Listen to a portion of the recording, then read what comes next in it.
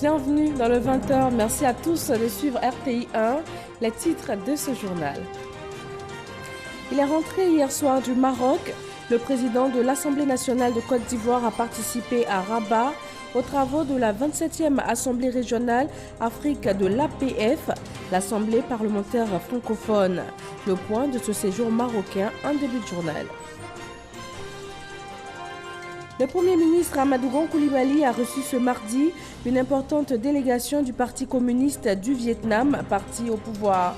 Le pays entend renforcer la coopération avec la Côte d'Ivoire, et cela dans différents domaines d'activité, comme la transformation de l'anacade, quand on sait que le Vietnam achète 55% de la production nationale. Le nouvel abattoir de la commune de Port-Bouët est désormais fonctionnel. Les travaux qui ont coûté plus de 18 milliards de nos francs lui donnent la possibilité de procéder à l'abattage d'environ 500 têtes par jour. Comme se chiffrent les besoins actuels, contre 50 à 60 têtes avec l'installation initiale.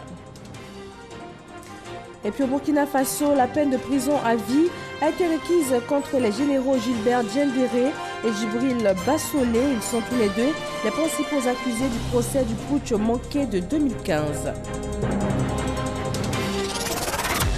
Bonsoir à tous. Le président de l'Assemblée nationale de Côte d'Ivoire était à Rabat, la capitale marocaine. Amadou Soumaoro y a pris part aux travaux de la 27e Assemblée régionale Afrique de l'APF, l'Assemblée parlementaire francophone. C'était du 14 au 16 juin. Moussa Konaté nous fait le point de la participation de la Côte d'Ivoire à cette rencontre importante de la région Afrique de l'APF. Le président de l'Assemblée nationale de retour au pays, Amadou Soumaoro, était à Rabat, la capitale du Royaume du Maroc, où il a pris part aux travaux de la 27e Assemblée régionale Afrique de l'APF, Assemblée parlementaire de la francophonie. Une rencontre tenue du 14 au 16 juin. L'ordre du jour de cette réunion très importante,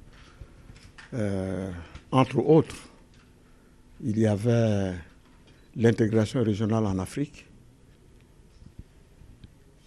Le deuxième point que nous avons examiné, il s'agissait du parlementarisme en Afrique et les nouveaux défis. Et puis le G5 Sahel. Alors, je voudrais vous rassurer que sur toutes ces questions, nous avons adopté des résolutions qui tiennent compte des aspirations de nos populations. La 27e Assemblée de la région Afrique de l'APF a vu la participation d'une vingtaine de pays. Le président Amadou Soumaoro salue le soutien de ses pairs à la Côte d'Ivoire lors de cette session.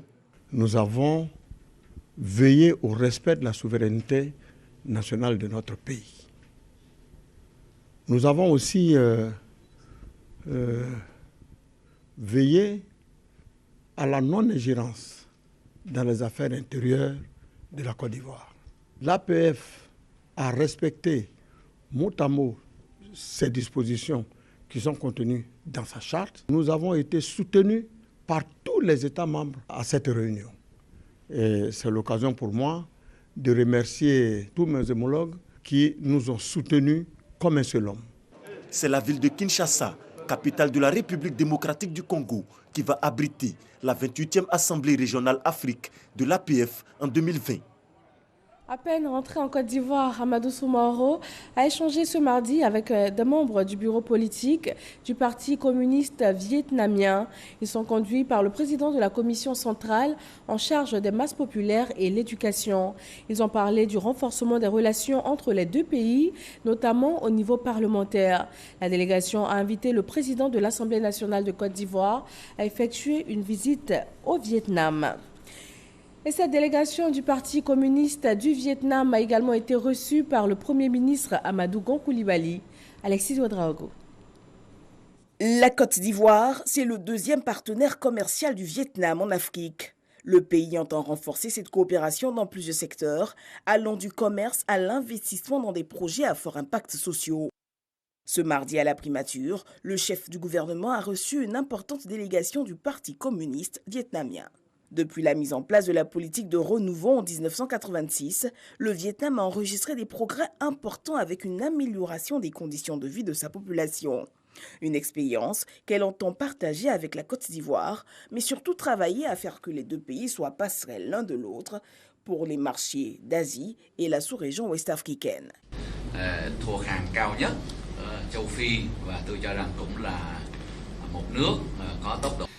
Je me permets de représenter le Parti communiste du Vietnam, de représenter l'État du Vietnam. Je voudrais vous transmettre les remerciements du parti et de l'État du Vietnam. Nos relations, les relations entre nos deux pays, alors se sont beaucoup développées au cours de ces dernières années, mais vraiment, alors, ces relations ne sont pas encore à la hauteur des potentialités de nos deux pays, ne sont pas à la hauteur des attentes de nos deux peuples. Pour le chef du gouvernement, Amadou Gon Coulibaly, cette vision est à saluer et augure de bons auspices pour la coopération ivoiro-vietnamienne. Notons que le Vietnam accorde une place importante aux relations entre les deux pays, relations diplomatiques entamées depuis 1975. Le pays a adressé une lettre d'invitation au chef de l'État Alassane Ouattara pour une prochaine visite au Vietnam. Et en attendant, une délégation ivoirienne est en ce moment au Vietnam. Elle est conduite par le ministre Marcel Amontano. Il travaille à booster la coopération économique entre les deux pays. Le ministre ivoirien a eu une séance de travail avec son homologue vietnamien à la maison des hôtes du gouvernement du Vietnam. Ils ont évoqué les sujets de la transformation de la noix de cajou et de l'importation du riz. Michel Digré. La Côte d'Ivoire et le Vietnam ont établi leurs relations diplomatiques en 1975. L'amitié entre les deux pays constitue le socle du développement des liens commerciaux. Avec un volume du commerce bilatéral de près d'$1 milliard en 2018, la Côte d'Ivoire est actuellement l'un des premiers partenaires commerciaux du Vietnam en Afrique. Mais les deux pays veulent aller plus loin dans leur coopération économique. C'est tout le sens de la séance de travail entre le ministre Marcel Amontano et son homologue vietnamien. Le Vietnam est le 3e producteur mondial de noix de cajou, mais le premier exportateur mondial. Le Vietnam produit à peu près 300 000 tonnes de noix de cajou, mais on exporte 1 600 000 tonnes. Et le Vietnam achète 55% de la production ivoirienne. Donc déjà dans ce domaine-là, nous avons des choses à faire et nous allons essayer de sensibiliser dans les jours à venir les acheteurs vietnamiens pour les encourager à venir transformer la noix de cajou en Côte d'Ivoire. Mais nous envisageons également diversifier, encourager le Vietnam à acheter du cacao, encourager le Vietnam à nous aider à transformer notre coton. Nous avons examiné également les possibilités de coopération dans les domaines de la défense, du renseignement, de la police et tant d'autres. C'est la première fois qu'un ministre ivoirien des Affaires étrangères est en visite officielle au Vietnam. Une visite qui devrait renforcer les relations diplomatiques entre les deux pays.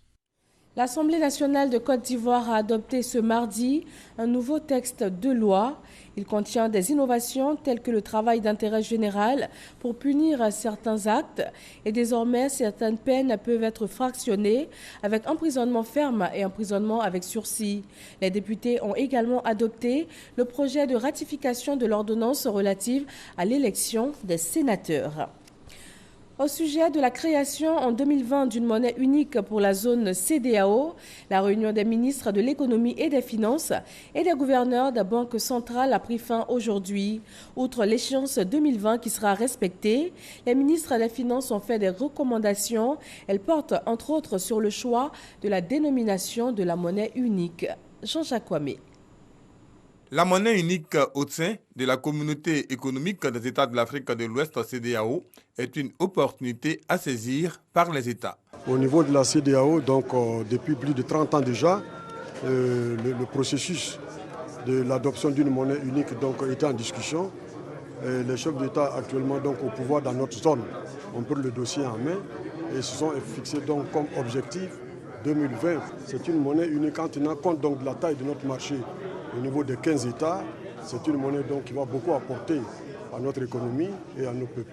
C'est pour maintenir cette échéance sur le programme de la monnaie unique en 2020 que les ministres de l'économie et des finances et les gouverneurs des banques centrales réunis à Abidjan ont formulé entre autres recommandations au titre du régime d'échange, un régime flexible. S'agissant du modèle de la future banque centrale, l'adoption du modèle système fédéral a été retenue. Sur le choix de la dénomination de la monnaie unique et l'état de convergence macroéconomique, le président de la commission de la CEDEAO donne des précisions. J'ai parlé de la convergence, mais il y a aussi le nom de la future monnaie. Donc tout ça a fait l'objet de discussions et donc tout ça va être donc versé au dossier soumis au chef d'État dans quelques jours à Abuja. Il faut attendre le 29 juin prochain à Abuja, lors de la session des chefs d'État et de gouvernement, pour avoir les conclusions de la réunion sur la monnaie unique de la CEDEAO. Maintenant se rendre dans la commune de Port-Boué, l'abattoir présente un tout nouveau visage suite à la fin des travaux de modernisation démarrés depuis 2011 et un investissement de 18,41 milliards de francs CFA. Mis en fonction depuis 1959, l'abattoir était initialement prévu pour l'abattage de 50 à 60 têtes par jour. Mais les besoins se chiffrent aujourd'hui à environ 500 bêtes par jour, d'où ces importants travaux réalisés. Le dossier EcoPlus de ce mardi s'intéresse donc aux caractéristiques de ce nouvel abattoir, à ses apports à la filière viande et bétail, et il est signé Nadia Eja et Noël Niagno.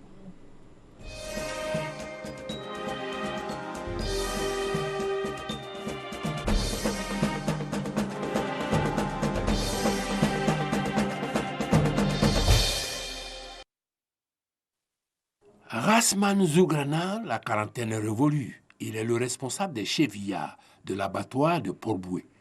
C'est en 1994 qu'il s'intéresse à ce métier aux côtés de son père.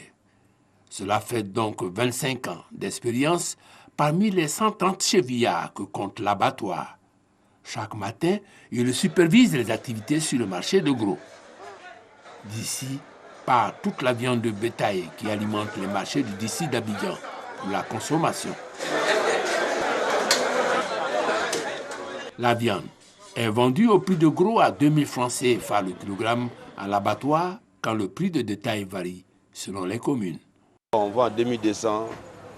Si les clients sont demandés pardon, on peut les 2100 francs comme ça. Moi je suis à Bassam. Bassam c'est à 2500, 2800. Mais à l'abattoir c'est à 2300. Le panier de la ménagère, on le sait, est à la fin de la chaîne de distribution. La viande franchit plusieurs étapes avant l'achat pour la consommation. D'abord, l'acquisition des bêtes en provenance des pays de l'Interland, Mali, Burkina Faso, Niger, mais aussi de la Côte d'Ivoire. En moyenne, 12 camions de bovins et 5 de petits ruminants déchargent chaque jour dans le parc à bétail, soit un approvisionnement quotidien de 540 bœufs et 1000 ovins et caprins. Une fois sur le site, les bêtes sont conduites à la salle de stabulation, un nouveau bâtiment construit pour tenir compte des normes. Ça répond à ce qu'on appelle aujourd'hui le bien-être animal. Ça permet de faire reposer les animaux, de leur donner à boire et ça donne une meilleure qualité aussi de la viande. S'ensuit le processus d'abattage. Manuel auparavant, il a été modernisé dans le cadre de la réhabilitation de l'abattoir. Auparavant, il n'y avait même pas de bloc pour mettre les animaux dedans avant même la saignée. Tout à l'heure, vous avez constaté la présence de blocs. Après, on est passé au piège. Du piège, nous sommes passés à un système de transfert. L'habillage aussi se fait de façon ultra moderne et c'était à mettre au sol. Mais maintenant, vous voyez que tout est suspendu, tout se fait à la chaîne. Et jusqu'à ce qu'on arrive aujourd'hui dans la salle, la chambre froide. Aujourd'hui, on peut abattre la nuit. On peut abattre le matin, on peut abattre à midi, on peut abattre l'après-midi. À partir du moment où on a la chambre froide qui fonctionne, on peut conserver la viande ici pendant 1 semaine, 2 semaines, voire 1 mois. Le nouveau complexe comprend un parc à bétail, un marché de gros, un parc de stabulation, une salle d'abattage moderne, une chambre froide, un espace boucherie et un espace gastronomique. Avec ce nouveau dispositif, l'effectif des employés a été renforcé. Ça fait près de 2 mois, nous formons les agents que nous avons recrutés et nous pensons qu'actuellement, ils sont à leur meilleure performance. Mon travail ici, c'est de ramasser les poumons, ramasser les pattes, les têtes. Bon, on nous a appris comment accrocher les poumons pour que les vétérinaires puissent regarder. Au total, 280 emplois directs et 2450 indirects sont à créer. De 60 bœufs par jour dans les années 60 pour alimenter le district d'Abidjan, c'est en moyenne 500 bœufs abattus à ce jour. Les nouvelles infrastructures nécessitent une informatisation du système. On a mis un système de gestion de tout ce qui est abattage. Tous les animaux qui sont abattus sont enregistrés. Dans le logiciel, il y a une attestation qui sort. Cette attestation en double. Ils ont un exemplaire, nous on a un exemplaire. En plus de l'attestation qui va sortir, il y a des tickets d'identification qui vont sortir en fonction des animaux qu'il envoie. Tout ça, ça permet de mettre vraiment un système de transparence, un système de traçabilité pour que chacun puisse retrouver sa carcasse sans problème. Avant, quand on payait nos bœufs, il y avait un couloir où on mettait les bœufs. Et maintenant, dans le nouveau système, il faut être enregistré pour être programmé. Et quand tu es programmé, à ton tour maintenant, c'est là que tes bêtes viennent. Il y a une lenteur au niveau de l'abattage. Vous savez, tout début a des difficultés. Aujourd'hui, nous sommes en train de mieux connaître le système. Le nouvel abattoir de Port-Bouët, d'un coût de 18 milliards à 41 millions de francs CFA, est le fruit d'un partenariat entre le district et une structure privée. La salle d'abattage est opérationnelle depuis mai dernier avec une modification des frais. 22 000 francs CFA par bête contre 21 000 francs auparavant, soit une augmentation de 1 000 francs CFA qui a suscité un mouvement d'humeur chez les chevillards. Aujourd'hui, la situation semble apaisée. Nous remercions le président de la République et le Premier ministre qui a écouté notre cri de cœur. Ils nous ont donné la gratuité de travailler pendant 1 mois. Vraiment, nous nous sentons maintenant considérés dans nos activités. Il fallait trouver, comme on appelle, un prix qui soit accepté de tous et que ça soit équitable afin que chaque partie puisse vraiment trouver son compte sans que le prix de la viande augmente. Ça aussi, c'est important. Donc, je pense que c'est ce consensus-là que nous sommes en train de chercher et nous pensons pouvoir trouver. Le nouvel abattoir traduit la volonté du gouvernement d'améliorer le secteur bétail et de fournir une viande de qualité à la population. Les abattoirs d'Abobo et de Yopougon, quant à eux, sont fermés pour être rénovés. Pour l'heure, l'abattoir de Port-Bouët est le seul à fournir en viande l'ensemble du district d'Abidjan. Et voilà, ce dossier EcoPlus nous aura permis de connaître le nouvel abattoir de Port-Bouët dans ses différents aspects. Depuis février dernier, la télévision numérique terrestre TNT est une réalité en Côte d'Ivoire. Les décodeurs et les antennes sont disponibles. Une caravane a été initiée par la Société ivoirienne de télédiffusion, et cela dans le but d'informer les populations du district d'Abidjan bénéficiaires de cette technologie. Isaïo. C'est parti. Une caravane de la TNT, télévision numérique terrestre, sillonne les différents quartiers du district d'Abidjan. Objectif, présenter la TNT aux populations et les informer de la vente des décodeurs et des antennes. Le gouvernement a fait un effort dans son programme social pour que les populations puissent acquérir ces kits de réception à moindre coût. Et donc, ils ont pris des mesures pour fixer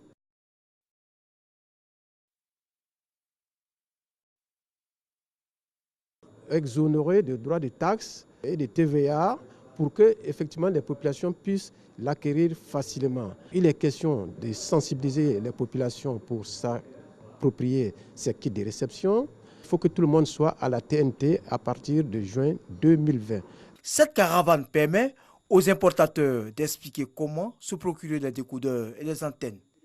Le district d'Abidjan est actuellement couvert à 25% par la TNT. Les décodeurs sont là, les antennes sont là, les kits sont là, il y en a suffisamment pour toute la population ivoirienne. Et le kit coûte 16 000 francs, 10 000 francs le décodeur et 6 000 francs l'antenne UHF. Même quand il y a la pluie, les images sont toujours là, il n'y a pas de perte d'image et la meilleure qualité HDMI. La TNT est une exigence du temps, selon le président du conseil d'administration de la Société ivoirienne de télédiffusion, IDT. Un pays qui se veut émergent de nos jours ne peut pas et ne doit pas ignorer la TNT dans son paysage audiovisuel. La TNT est une promesse du président de la République, son Excellence M.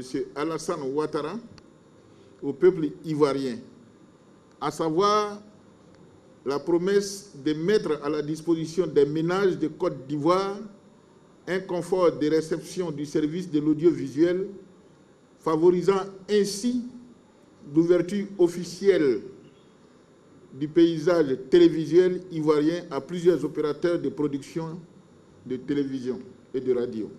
Cette caravane va s'étendre à l'ensemble des autres villes de l'intérieur au fur et à mesure du déploiement de la TNT. D'ici la fin de l'année, la TNT va couvrir 60% du territoire avant d'atteindre les 100% en 2020, date de l'inspection du signal analogique. 153 réfugiés ivoiriens sont de retour en Côte d'Ivoire. Après plusieurs années passées au Libéria, ils ont décidé de regagner leur pays et ont été accueillis à la frontière par la ministre Mariatou Koné. Comment ce retour s'est-il effectué et dans quel état d'esprit sont ces désormais ex-réfugiés? Sam Kona. Il est 14 h. La délégation conduite par Mariatou Koné, la ministre de la Solidarité, de la Cohésion sociale et de la lutte contre la pauvreté, arrive à Prolo, village à 20 km de Tabou et frontalier du Libéria. 153 réfugiés ivoiriens y sont attendus en provenance du Libéria ce jour. Ensemble avec les responsables du HCR, Haut Commissariat aux réfugiés, elle embarque pour l'autre rive, à la rencontre de la délégation des Ivoiriens. Après 5 minutes de traversée du fleuve Cavali, nous voici en territoire libérien. Mais contre toute attente, point de réfugiés sur la berge. On se patiente. Mais où sont-ils passés? Entend-on la musique de l'artiste Ismaël Isaac qui passe en boucle dans ce véhicule du HCR et qui invite à rester positif, marque les esprits avec une influence positive. La suite donne raison à l'artiste. Les 153 réfugiés attendus font leur apparition. Ils arrivent, pressés de regagner leur pays, la Côte d'Ivoire. La Côte d'Ivoire est tellement jolie, mais au Libéria, on souffre au Libéria, donc on veut rentrer dans la Côte d'Ivoire. Je suis tellement content qu'ils regardent mon pays. La majorité des réfugiés rentrés ce jour sont des enfants. Beaucoup ne comprennent pas le français. Ils parlent l'anglais. Aux côtés des réfugiés, la ministre Mariatou Koné est en joie. Son objectif est atteint. Mission accomplie. Grande joie. C'est une joie pour tous les Ivoiriens de voir que les frères et sœurs arrivent chez eux. Au poste de transit de la frontière, les officiels de l'État libérien remettent la liste des désormais ex-réfugiés aux officiels ivoiriens. Une fois les formalités effectuées, direction Tabou, au grand centre de transit. Ici, les ex-réfugiés devront recevoir les kits de retour. Il avait été décidé dans le passé qu'un kit de retour était donné à tous les réfugiés qui étaient rapatriés, enfants comme adultes. Et aujourd'hui, tout ce package a été uniformisé et une somme de 250 000 francs est remise à toute personne, quel que soit son âge. Et à côté de cela, bien entendu, il y a toutes les infrastructures sociales, les réhabilitations d'abris, les réhabilitations des centres de santé, les points d'eau, etc., pour s'assurer que ces personnes qui reviennent sont réinsérées dans le tissu socio-économique de Côte d'Ivoire. En attendant de rentrer chez eux, retrouver leurs différentes familles, ils passeront la nuit ici. Une autre vie les attend dès le lendemain. Une nouvelle Côte d'Ivoire, leur patrie, qui les retrouve après plusieurs années passées à l'extérieur. Le vice-président du PDCI-RDA, Malik Fadiga, rejoint les rangs du RHDP. Il dit être en phase avec les idéaux prônés par les oufouettistes et c'est à Bouaké qu'il a donné officiellement l'information. Kader Sogodogo. Malik Fadiga, vice-président du PDCI-RDA et délégué PDCI-RDA de Bouaké-Belleville, dépose ses valises au RHDP. L'homme politique est convaincu des idéaux prônés par ce parti et est fervent amoureux des actions de développement du président de la République, Alassane Ouattara. Chers parents, si je vous ai demandé de venir, c'est pour me confier à vous et obtenir votre bénédiction à mon adhésion totale au RHDP. Alors nous devons plus que jamais nous rassembler autour du président Alassane Ouattara pour réfléchir, travailler, mais surtout profiter de son expérience, pour mieux encadrer les générations futures, car la vie d'une nation se vit par des projections sur 20-40 ans. À cette rencontre d'information, de nombreux cadres du RHDP étaient présents, dont le ministre Amadou Koné, le vice-président du RHDP Fanny Ibrahima, le député Bema Fofana, Des cadres, notamment Louis Abonois et Jean-Pierre Gueye. Une famille politique qui l'accueille avec joie. Il faut se désolidariser de tout ce qui va créer la désunion entre les Ivoiriens. Il faut accompagner tout ce qui nous permettra de vivre ensemble. Et nous devons avoir pour seul objectif d'aller au progrès, d'aller au développement de nos populations. C'est pour cela que le président Alassane Ouattara a eu raison d'insister de créer le RHDP. C'est avec l'onction de ses parents du Woroba, Béré, Bafing et Worodougou, présents à la place de deux villas, là où son père Feu, Lamine Ba Fatiga, compagnon de lutte de Félix Houphouët-Boigny, recevait ses invités, que Malik Fatiga a annoncé son départ du PDCI RDA. La coalition des mouvements pour la paix, l'emploi jeune et le développement se félicite des actions de développement du gouvernement ivoirien. L'objectif pour ce mouvement est de témoigner des avantages liés au projet initié en faveur de la jeunesse. Alexis Ouedraogo. La COMPED, Coalition des mouvements pour la paix, l'emploi jeune et le développement, reconnaissante au chef de l'État Alassane Ouattara pour le travail abattu par l'équipe gouvernementale. Le mouvement politique regroupant essentiellement des jeunes veut célébrer les victoires du RHDP et honore 9 personnes ayant œuvré aux avancées du RHDP. Alassane Ouattara, aujourd'hui même à travers son plan social, il est venu nous démontrer qu'il pense à la jeunesse. Nous venons de passer des concours. Plus de 5300 recrues au niveau de l'enseignement, plus de 5000 au niveau de la santé, plus de 3000 au niveau des eaux et forêts. Je pense que tous ces concours sont à l'endroit des plus jeunes, c'est de 18 à 35 ans. Plusieurs personnalités présentes encouragent l'initiative. Ils ont compris que sans la paix, il n'y a pas de développement possible. Nous avons une jeunesse consciente, elle sait très bien toute la place qu'elle occupe dans le cœur du président Ouattara et tous les programmes qui sont développés, n'est-ce pas, pour leur plein épanouissement. Nous ressentons une satisfaction totale. Il faut remercier et féliciter cette génération montante, ceux qui ont d'ailleurs pensé et voulu rendre hommage au chef de l'État et au RHDP, que nous sommes sûrs, comme d'autres le disent, seul on va vite, mais c'est ensemble que nous irons très loin. L'agenda COMPED affiche 2 dates pour le mois de juillet, le 30 à Korogo et le 13 à Mans. Objectif, partager localement les acquis du RHDP.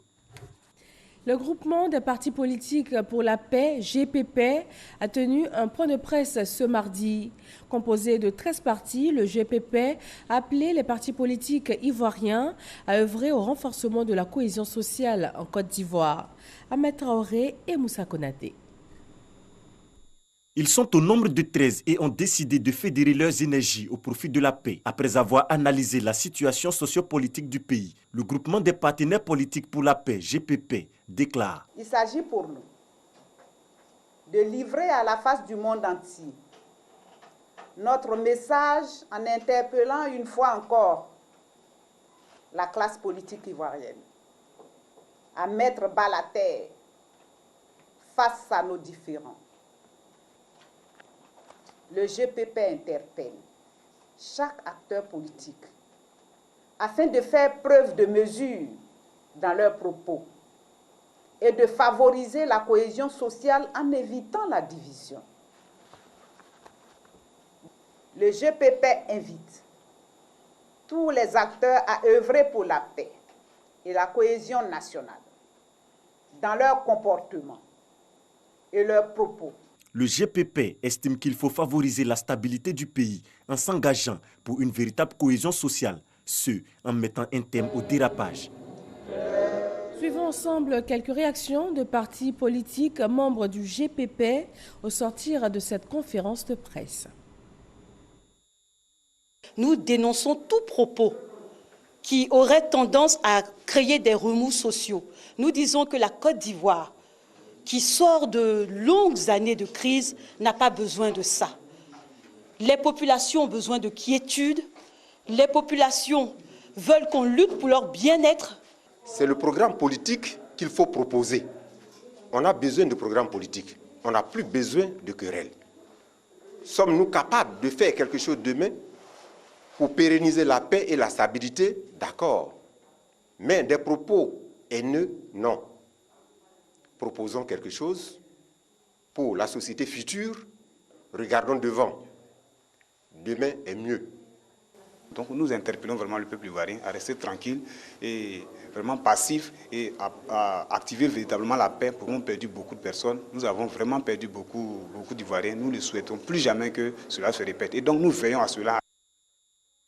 Un mot de religion avec la 4e conférence des imams de Côte d'Ivoire. Le COSIM, désormais Conseil supérieur des imams, des mosquées et des affaires islamiques, a invité les acteurs politiques, la société civile, l'ensemble des communautés religieuses et les populations à prôner les valeurs de paix, de tolérance et de cohésion pour le développement de la Côte d'Ivoire. Paras reconnaît. Venus des communes du district autonome d'Abidjan, des villes de l'intérieur, des pays de la sous-région et du Moyen-Orient, imams, guides religieux, prédicateurs et fidèles musulmans se sont retrouvés à Abidjan Sofitel Hôtel Ivoire à l'occasion de la clôture de la 4e conférence des imams de Côte d'Ivoire autour du thème « La contribution du Conseil supérieur des imams aux efforts d'éducation et de moralisation de la société, facteur de cohésion et de paix durable ». Aujourd'hui, notre religion et nos coreligionnaires vivent en parfaite harmonie dans l'environnement national, dans une coexistence pacifique remarquable. Les citoyens se donneront toujours la main dans la solidarité véritable et agissante, Inch'Allah.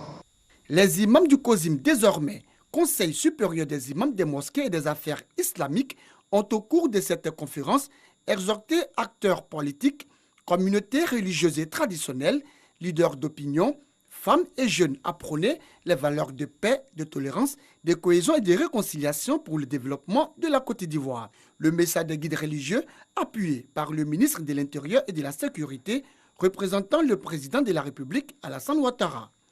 Chaque Ivoirien, chaque personne vivant en Côte d'Ivoire doit aujourd'hui avoir un comportement de rempart contre tout ce qui divise, contre tout ce qui suscite des violences, contre tout ce qui peut remettre en cause ces efforts incommensurables qui ont été faits depuis de nombreuses années pour recoller les morceaux, rapprocher les Ivoiriens, permettre à nos populations de connaître un mieux-être.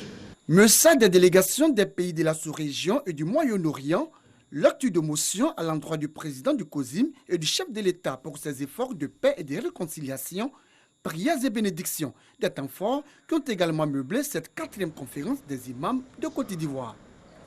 Au Burkina Faso, la prison à vie a été requise contre les généraux Gilbert Diendéré, ex-chef d'état-major particulier de la présidence, et Djibril Bassolé, ancien ministre des Affaires étrangères sous le président Blaise Compaoré. Les deux principaux accusés du procès du putsch manqué de 2015 sont poursuivis pour attentat à la sûreté de l'État, complicité d'attentat à la sûreté d'État, meurtre, coups et blessures et incitation à commettre des actes d'indiscipline et de trahison. Le parquet demande aussi qu'ils soient destitués de leur grade et des peines allant de 5 à 25 années de prison ferme ont été requises contre plusieurs autres accusés. Et voilà, c'est tout pour ce 20h. Vous pouvez retrouver nos différentes éditions sur les www.rti.ci. Rendez-vous à 23h avec Marine Cognan pour le prochain journal. Bonsoir à tous.